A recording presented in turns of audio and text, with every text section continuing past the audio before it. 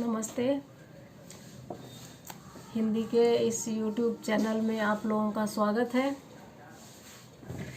आज हम लोग बात करेंगे छायावाद की महत्वपूर्ण कवयित्री महादेवी वर्मा पर। छायावाद एक खास महत्व रखता है हिंदी साहित्य के आधुनिक काल में। हिंदी साहित्य के इतिहास को 4 भागों में बांटा गया है। ये मैंने पहले की क्लासेस में भी बताया था। आदिकाल, भक्तिकाल, रीतिकाल और आधुनिक काल। और याद रखने की बात ये भी है कि ये जो आधुनिक काल है, ये जो काल बताए हैं ये काव्य के लिए है और गद्य के लिए अलग से गद्य का विकास अलग अलग रूपों में उपन्यास, कहानी, निबंध, नाटक, कब से कब तक कौन सा युग रहा, हमने चर्चा करनी है। बात आती है महादेवी वर्मा की, तो महादेवी वर्मा के बृहत त्रय में इनको नहीं जोड़ते, पता नहीं क्यों। इनके काव्य से ज़्यादा गंभीर प्रसाद निराला पंत के काव्य में देखा है समीक्षकों ने।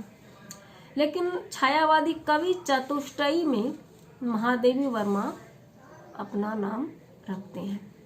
1907 में महादेवी वर्मा का उत्तर प्रदेश में जन्म हुआ था।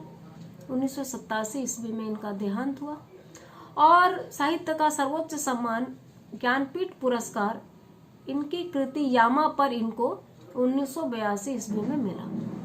यामा में इनके निहार, नीरजा, रश्मि और सांदेगी 4 काव्य संकलनों को एक साथ रखा गया है। इसके बाद भी इनके और काव्य संकलन आए, सप्तपर्णा वगैरह। इनको हम सिर्फ कवयित्री के रूप में नहीं जान सकते, ये इनके साथ न्याय नहीं होगा।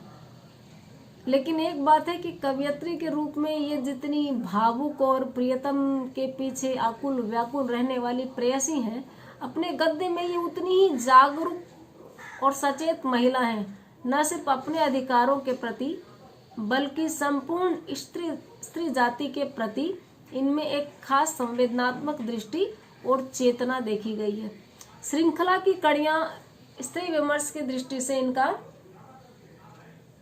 महत्वपूर्ण ग्रंथ माना जाएगा। इन्होंने पथ के साथी, अतीत के चलचित्र, रेखाचित्र भी लिखे और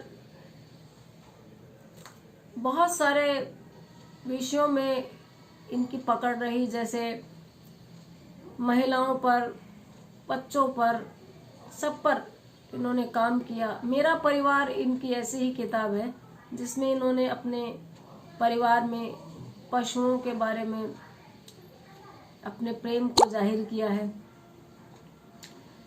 बात आती है कि छायावाद में इनका क्या महत्व है। छायावाद के तीनों कवियों ने अलग अलग समय पे अपने लिए अलग अलग चीजें पकड़ ली। प्रसाद आनंदवाद की तरफ अग्रसर हो गए कामायनी लिखते लिखते। निराला वैसे ही क्रांतिकारी कवि थे, फक्कड़, कबीर की दिशा में बढ़ने वाले। पंत जी अरविंद दर्शन, गांधीवाद से प्रभावित और अलग अलग समय पर अलग अलग चीजें देते रहे। लेकिन एक अकेली महादेवी थी जिन्होंने शुरू से अंत तक छायावाद का मार्ग नहीं छोड़ा। अपनी प्रथम कविता से आखिरी कविता तक महादेवी वर्मा छायावाद की समस्त काव्य विशेषताओं को अपने काव्य में प्रदर्शित करती रहीं।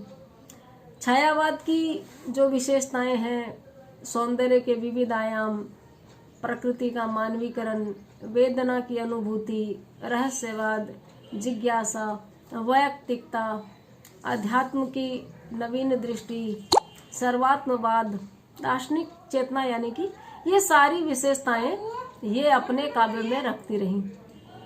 महादेवी के काव्य की खासियत हम देखें तो इनको आधुनिक काव्य में करुणा की कवयित्री और आधुनिक मीरा कहा जाता है। जब हम महादेवी का काव्य पढ़ते हैं तो भाव विभोर हुए बिना और अश्रु पूरित नेत्रों में पहुंच जाते हैं, भाव में भरे बिना सुन नहीं पाते। किशोर उम्र के पाठकों के लिए तो महादेवी की कविताएं उर्वरक का काम करती हैं। जो उथल पुथल उनके जीवन में होती है वो उथल पुथल महादेवी ने भी दिखाई है। कैसे कहती हो सपना है अली उस मूक मिलन की बात, फूलों में अब तक बसे हुए मेरे आंसू उनके हास। इसी तरह से अमरता को भी ठुकराया इन्होंने। क्या अमरों का लोक मिलेगा तेरी करुणा का उपहार, रहने दो हे देव अरे यह मेरा मिटने का अधिकार। यानी अगर एक अधिकार, मर मिटने का अधिकार, जान देने का अधिकार हमारे पास है, तो देवता को प्रसन्न करके अमरता प्राप्त करके मैं अपना वो अधिकार भी खोना नहीं चाहूंगी। तो अमरता को भी हेय देखा है, ये भी इनके काव्य की खासियत है। और मृत्यु में जीवन का अंतिम विकास भी देखा है। मृत्यु जीवन का चिर विकास, अमरता है जीवन का ह्रास। लेकिन ऐसा नहीं है कि ये सिर्फ ऐसी ही वेदना भरी पंक्तियां लिखती है। कीर का प्रिय आज पिंजर खोल दो जैसी कविताएं भी महादेवी ने लिखी हैं। कौन तुम मेरे हृदय में, कौन मेरी कसक में नित मधुरता भरता अलक्षित, कौन प्यासे लोचनों में घूमर फिर जड़ता अपरिमित इत्यादि जिज्ञासा की कविताएं भी महादेवी ने लिखी है। एक अज्ञात अनंत प्रियतम के प्रति इनमें जो व्याकुलता है वो आद्योपंत इनके काव्य में नजर आती है। हालांकि डॉक्टर बच्चन सिंह ने इनके काव्य में रहस्यवाद को खारिज किया है कि महादेवी एक अकेले जीवन व्यतीत करने वाली महिला थी। जीवन साथी के प्रति तड़प का होना स्वाभाविक है। उसको अगर अध्यात्म में और रहस्यवाद में कोई डुबो देना चाहता है तो स्त्री चेतना के साथ में अन्याय है। लेकिन जो प्रगाढ़ता, जो तन्मयता इनके काव्य में नजर आती है, उसके लिए अन्य समीक्षकों ने बार बार दोहराया है कि एक अज्ञात अनंत असीम अगोचर अनिवर्चनीय प्रियतम के प्रति इनमें वो आकुलता, व्याकुलता और जिज्ञासा का भाव है। इन्होंने पूजा के बाह्य आडंबरों का भी विरोध किया है। क्या पूजा के अर्चन रे, उस असीम का सुंदर मंदिर मेरा लघुतम जीवन रे, अक्षत पुलकित रोम मधुर मेरी पीड़ा का चंदन रे, प्रिय प्रिय जपते अधर ताल देता पलकों का नर्तन रे। ये पंक्तियां अगर हम पढ़ते और सुनते हैं तो महसूस होता है कि अपने शरीर को ही पूजा के उपादान उपकरण माने हैं महादेवी ने। और व्यक्तिगत पीड़ा, मैं नीर भरी दुख की बदली, विस्तृत नभ का कोई कोना मेरा न कभी अपना होना, परिचय इतना इतिहास यही उमड़ी कल थी मिट आज चली, मैं नीर भरी दुख की बदली। इसमें वैयक्तिकता भी है, विरह भी है, वेदना भी है और इन सब की सघन अनुभूति है। छिछला काव्य नहीं है ये। स्वतंत्रता आंदोलन में इनका योगदान था। काव्य लिखने के लिए इनको चांदी का कटोरा, ये बताती एक बार मिला था और वो महात्मा गांधी आए थे तो अपने साथ ले गए कि उन्होंने मेरी पीठ तो थपथपाई नहीं, लेकिन कटोरा साथ ले गए चांदी का, कसीदा फूल का बनाया हुआ। ये इन्होंने महादेवी वर्मा के प्रतिनिधि कविताओं में अपना संस्मरण लिखा है। एक और बात इन्होंने माना है कि आपकी हंसी चाहे किसी को ना हंसाए, लेकिन किसी के दुख में बहाया गया आपका एक आंसू करुणा का नया बीज बोता है।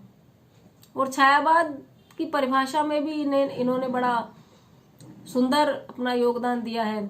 उसकी विवादास्पद परिभाषाओं में इनका एक सार्थक वक्तव्य नजर आता है कि प्रकृति के बाह्य आकार पर इतना अधिक लिखा जा चुका था कि अपने मन की आंतरिक अभिव्यक्ति के स्वच्छंद छंद में चित्रण के लिए मनुष्य का मन रो उठा।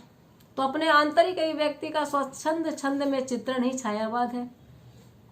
इस प्रकार से हम देखते हैं कि छायावाद की समस्त विशेषताएं महादेवी वर्मा के काव्य में है।